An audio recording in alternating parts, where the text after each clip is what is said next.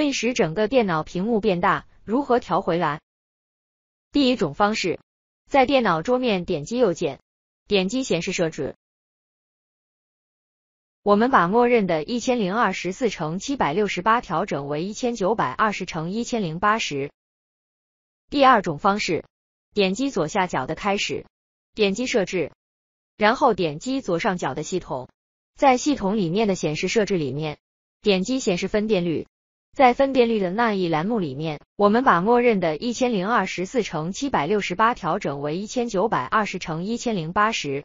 第三种方式，右键单击桌面上的任何空白区域，然后下拉菜单中点击查看，选择大图标、中图标或小图标，您会看到任务栏图标大小的自动更改。第四种方式，按住键盘上的 Ctrl 键，然后在滚动鼠标的滚轮，调整桌面图标的大小。